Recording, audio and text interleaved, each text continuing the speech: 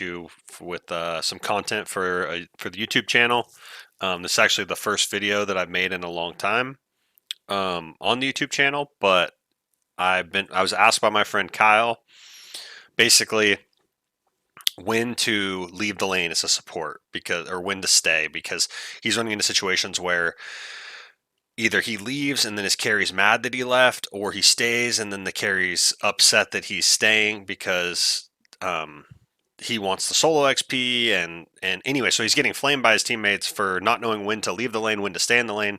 So I'm going to kind of try to cover a little bit of that in this video. Also, just some other random thoughts that I have about the kind of the lane and as support, like the early laning stage. Um, and yeah, I think there's a lot to think about in it. Every situation is different. Every game is different, and yeah, I think that you need to basically take he wanted kind of like a blanket answer, and there is no blanket answer for this. Like, you have to think about every situation differently. And so and what you like, does he want me here, does he need me here, is he going to be able to farm if I'm gone, is the enemy carry, if you're playing four, is the enemy carry going to get a lot of farm if you leave? Like, you have to like factor in a lot of different things. So I'm going to try to cover some of that in this video. And yeah, I hope you guys enjoy it. It's my first video in a really long time. I only have 2 subscribers on my YouTube channel, so if you guys enjoy the video, please like and subscribe. Yeah, I'm trying to kind of build something. So, I'm starting from ground zero. So, all right, guys, enjoy. Lane here. So it's tough. My first kind of thoughts on this like lane are, I'm Spirit Breaker. I'm not going to be able to like trade with Ursa. Like, Spirit Breaker's a melee hero. Ursa is going to own melee heroes. These are just my thoughts, but I don't feel like super good about that. So first off, I have an OBS, and I'm just going to kind of talk my thoughts about like what I'm doing in this game, kind of beyond just what I was saying before about like when to leave the lane and when not. Like, I'm just going to kind of talk what I see and what I feel like during this game, and we'll see if it ends up being good content or not. So anyways, I had an observer ward. I saw that Jakiro had an observer ward that he didn't place, and so I knew I was safe to walk over and place this observer without it getting T-warded. So basically, like, I know that like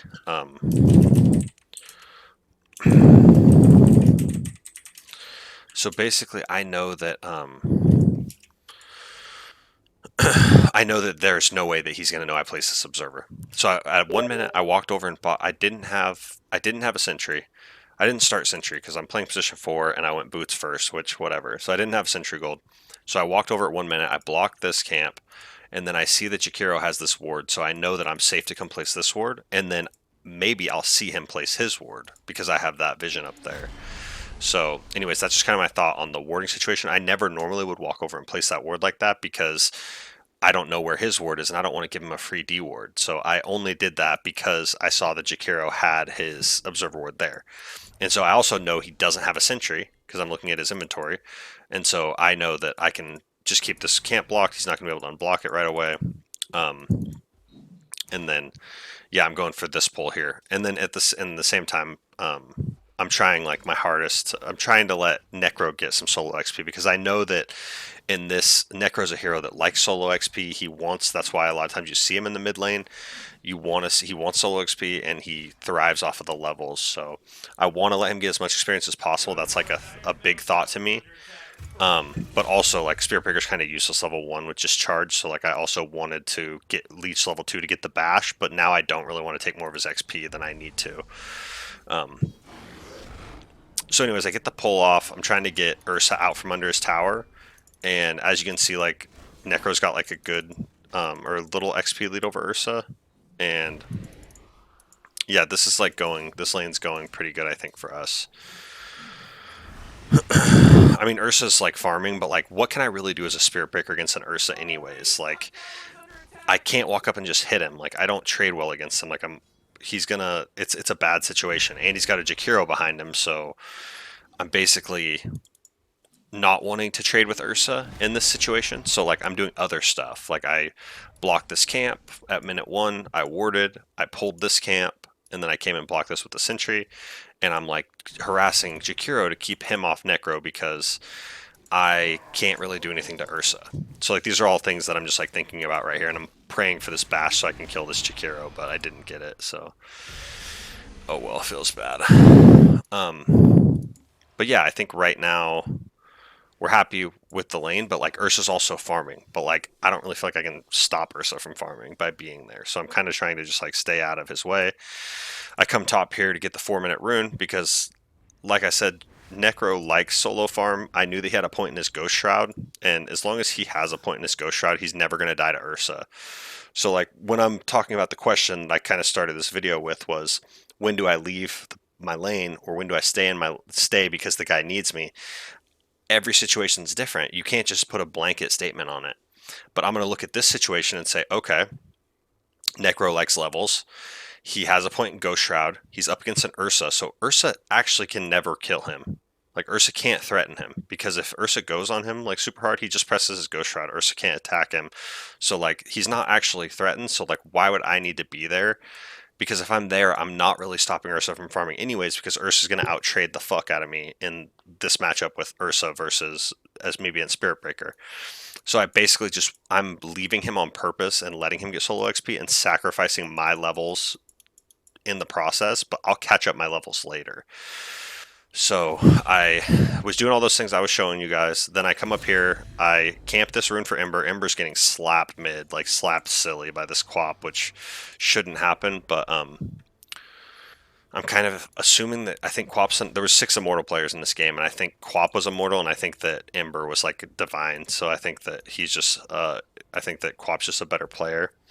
And then I asked Ember if he wanted this bounty for his bottle. Obviously, I left it for him.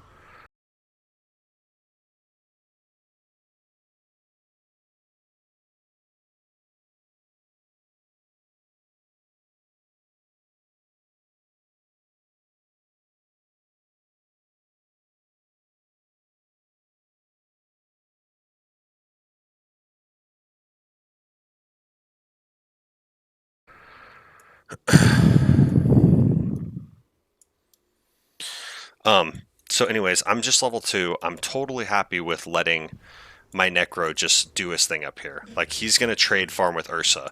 If I'm there, he's still just trading farm with Ursa, and I'm just leeching his XP. So I just want Necro to basically be like a mid laner here, get solo XP, and like, hopefully he's going to be able to trade farm against Ursa. And as you can see, Ursa and Necro. Necro's number 1, Ursa's number 2 in farm.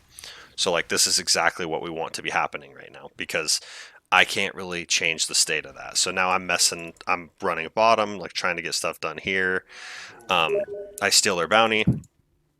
And I'm just level 2, and I'm like happy with this. I run and I kill Quap's courier. It's like, why would I just be sitting in the lane stagnant right now when like I can do all this other stuff? Like, I still know that this is blocked, so like they're not going to be able to pull and fuck Necro. Like, Necro's farming where he wants to be farming. He's a level up now on Ursa. It's like I haven't been in the lane at all, like at all this whole entire game. And that's like exactly where I want to be right now. This is going so good. It like seems like I was talking to my friend about this game earlier, and I was telling him, and I was like, yeah, dude, I was level 3 at 10 minutes. And it's like, yeah, that seems really bad, but I didn't even have a death. This was like according to plan. Like, this is what I wanted to happen. Which obviously seems silly, but I mean, Ursa and Necro Ursa's gonna farm regardless.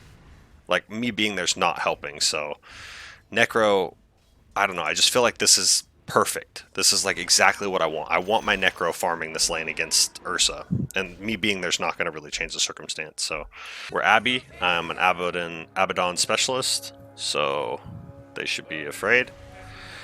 This is just kind of like not like anything super like noteworthy, but like for this bounty, I know that Lion's here.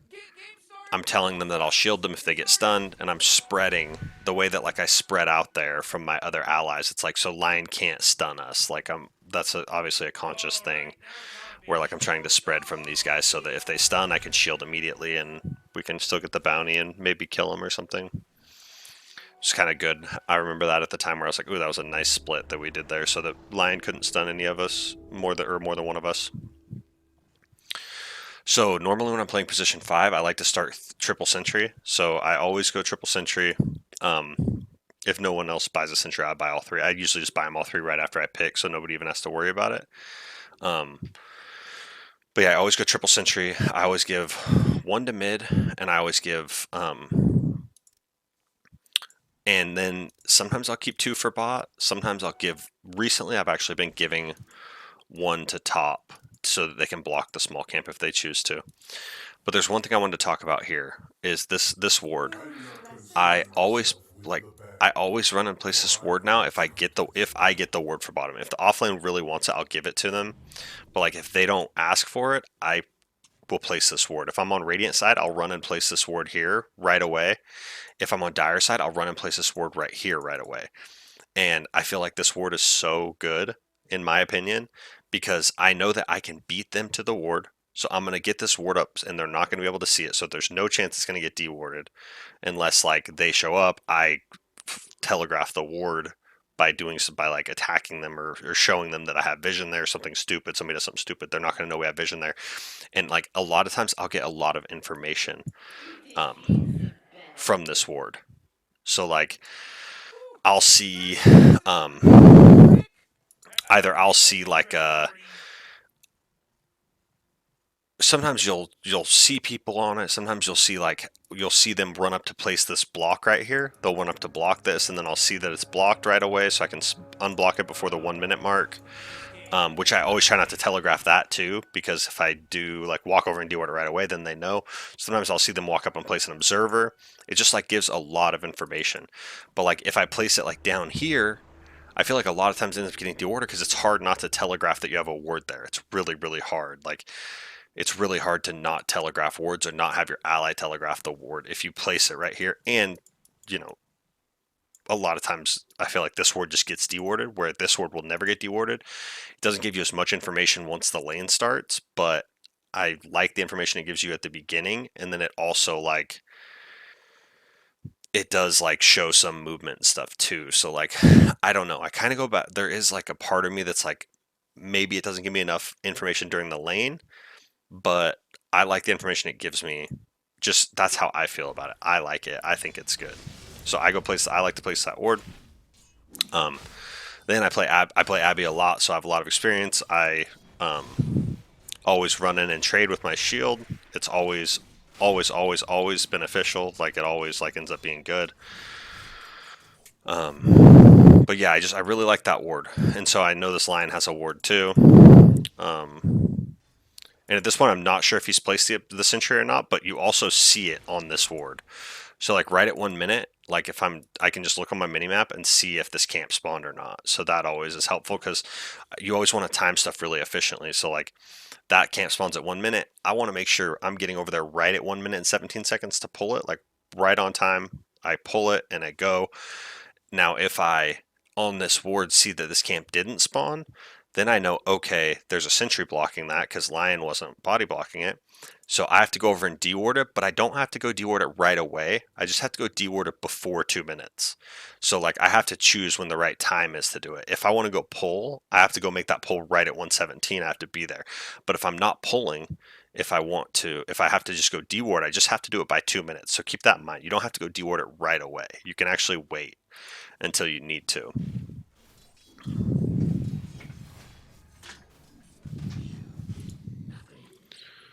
Hey, thanks, Pepe. Love you. Could you hear me at all in Naya's room?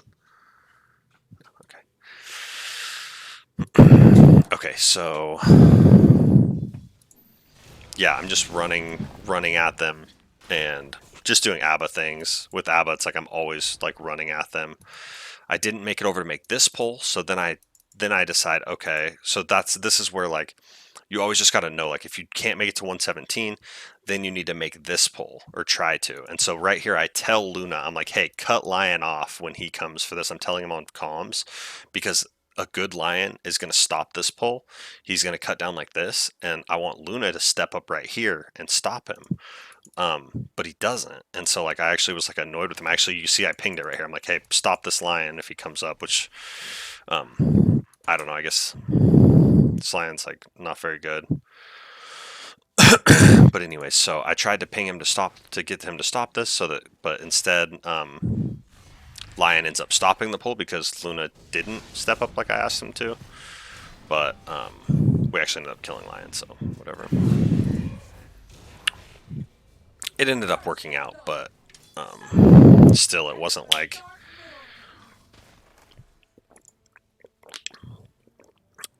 I wish we would have got that pull off too. But we killed him for coming there, so it worked out okay. So now I'm in the same spot. I can't make it over at 47. I know that. So all I can do is this pull, which is great. This pull's, perfectly fine. I make this pull, which also stacks, and then that's going to get the lane, because obviously the lane's really pushed up right now, and we need to deny a wave. So this wave's going to get denied. And then as you can see, like, here's where I can make two different choices. I could step up here and try and defend this or fight for this, but I know that this camp's not going to die because it's a stat camp to this wave. So I actually decide here to go pull this camp at 17 also. So I have two pulls going at once. So like there's definitely a choice that could be made here. Like if they come down and I'm not here, but it's a single camp, then they get the wave and the single camp. But because it's like a stat camp, they're not going to kill the stat camp anyways. So I make this choice to go make this pull because I want the wave to be coming back towards us even more. So I make this pull, and then right after I make the pull, a lot of times with this pull, I don't even stay for the XP or care about the XP and gold from it. It's really just for equilibrium. And so then I don't know if that's right. That could be the wrong thing, but like I don't like to actually sit here and spend my time here sometimes. So in this case, I decided to go back to like help Luna, which it was because they were going on him is what I saw. Like I saw it kind of developing, and it looked like, okay, Luna was up here, and it looked like this is what I'm seeing right here when I make the pull, is I see them collapsing onto Luna. And so my gut is, if Lion comes down here and stuns her, she's going to be in trouble if I don't show up. And so instead of staying with the pull, I come over here to try and, as you see, I pop a mango when I'm running over because I know I'm going to have to shield Luna and I'm holding the shield for the Lion stun, which never comes. So that was why I decided to make the decision to walk away from that pull, though, was because I wanted to be there for Luna in case I was trying to be aware of like what was going on there. So this lane has turned into total chaos with the two pulls and then whatever. But yeah, so those are kind of my thoughts on the very early laning phase. Like we're only 3 minutes into the game, and like I feel like there's like a lot going on. Like I feel like there's a lot of stuff going on, which is good. It's really good. So this Lion doesn't feel like he is very good.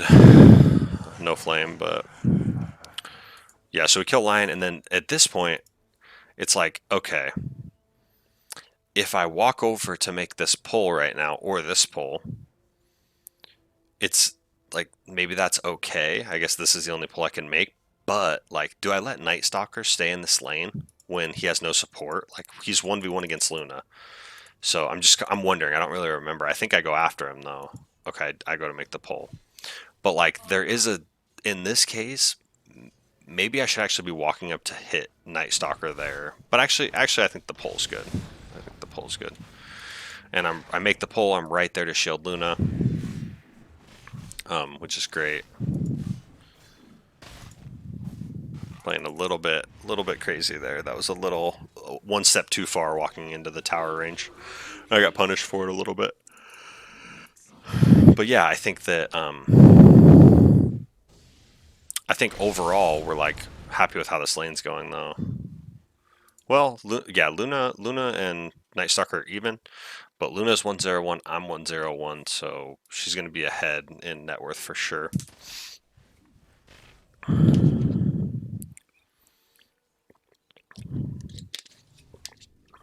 But this is like a situation where this is a different scenario than the lane last game. Last game I was in this lane up here, and I didn't want to be there. I absolutely didn't want to be there.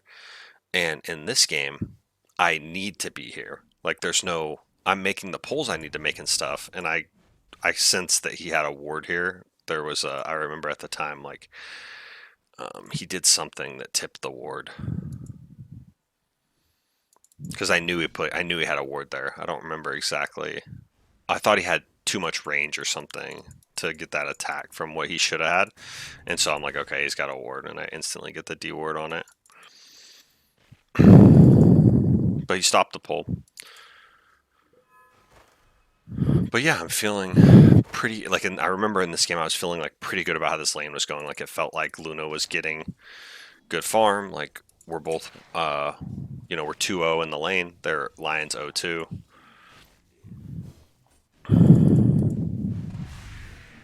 And I have there's no me going to hit the top rune. There's no like me leaving Luna for a significant amount of time. I'm only leaving to get the pulls. That's like it.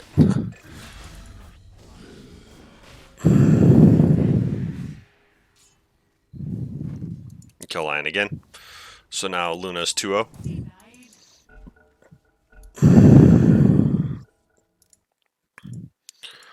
And I had to pause. So yeah, I think that's pretty good for this lane. I mean, we could keep watching, but I want to like try to condense this video, and like if I watch 20 minutes, if I spend 20 minutes in the lane in each game, like analyzing, I think it's going to be like way longer than I want it to be. So, oh, I did remember this spot right here actually. So I see them going on Luna, and I actually call out on the chat like, "Oh fuck, Luna's dead probably." But like right here, it's like I'm holding the shield. I'm holding the shield for the lion stun. Like, she already has a shield on her right here, and then I'm right here. I come over and I see the hex, but like, okay, I'm not gonna burn my shield yet because if I shield and then he stuns, Luna's fucked. So I hold it, and then I wait for the stun, and immediately when she gets stunned, I cast the shield, and then she lives. And DP shows up, we double kill these guys, and it's basically GG from here. Okay, so here, like, this is something I've been trying to work on. If I cast this shield here, this is kind of an Abby specific thing, but if I cast the shield way early, I haven't even cast it yet, it's like a bug, but there I cast it. Now, like, I'll have it up again quickly. So like I'll have 2 shields in a row on these guys. By the time the first one pops, I have the second one up in 3 seconds. So I can just keep trading, keep fighting, and then throw another shield. And look at Timber. He's down 400 health. Well, I kind of am too, but I have hella regen. I like these trades because I always go 6 sal or 6 tango and a salve. So trades like that super favor me. Then it's like I'm still trading with this Timber. Timber's a tough matchup for Abby though. Once you hit level 2, or once he gets his stacks up, like you can't really attack him anymore. So it's like, do you take your Q level 2 instead of your passive because you don't want to attack him? In here, this is like, I remember seeing this at the time and like not sure if I should, like exactly if I should. It didn't actually go down the way I was thinking, but like I go to pull here, he goes to pull here. Like, should I be stopping his pull?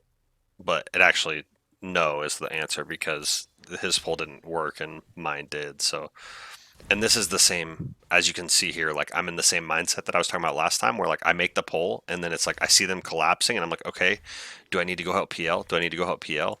And then that's like where my head's at right now. But they're both level 1, so I know that like I don't really need to go help PL. So then I try to pull through. But like you could tell that's where like I'm thinking like, okay, does PL need me? Does PL need me or no? And this is like really good pull here.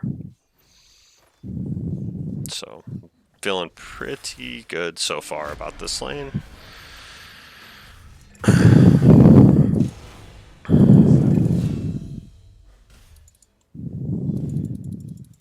I mean, this lane can't possibly go good though, right? Against the fucking Timber. I hate laning against Timber.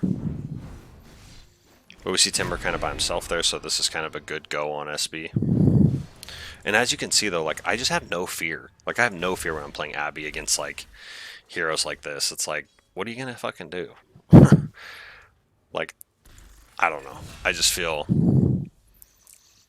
I just feel like not very threatened by anything that, like, I'm not scared to 1v2 these guys, which is good because I am basically pushing both of them off my PL in situations like that. It's like they're both, I'm running it 2 heroes while my PL farms, you know? Like here, like PL has uncontested wave that wouldn't be uncontested because I'm running it. These two guys are like fighting me instead of fighting or being near him. So PL can just farm, and yeah. And this actually ended up working out, like how I kind of pulled the wave around, because like I don't really want PL and Timber like sitting in an even matched lane particularly. So like this kind of worked out good, how I like pulled it back around to him and he can get the wave actually like more where we want him to have the wave. Not like fighting against Timber. Like, yeah, Timber gets his wave, but like PL also gets his wave. So I don't know. Not sure. And like Timber's hitting this into the tower and PL's holding our wave out. So like it's actually super good for him. And I walked up here because I wanted to get XP on this creep if it died, but it didn't. So it ends up being super good for us because now we have double wave pushing into our tower and PL can farm. All right. Thanks for watching, guys. I hope you enjoyed the video. Hope you guys took away something from this. If you guys want more videos like this, let me know. If you have questions, let me know. I'm also more than willing to do content, where videos where or coaching type videos where I'll go look at like a replay of yours and like, make a video like this, try to condense it down to 15, 20 minutes of my ideas about what you can do to improve. Yeah, just message me, let me know, say something in the comments, like, subscribe, whatever. I'd appreciate it. And I hope you guys enjoyed the video. Also, I just like to say, like, I'm not like a pro player. Like, these are just my thoughts. I don't know, this is just how I feel. I don't like watch a lot of, other people's content or like pro stuff and like, whatever. I mean, I do watch like some pro level Dota, but like I don't like know what their thoughts are so much. These are just my thoughts. So I hope that it helps. I hope that you guys get something from it, and I hope you enjoyed.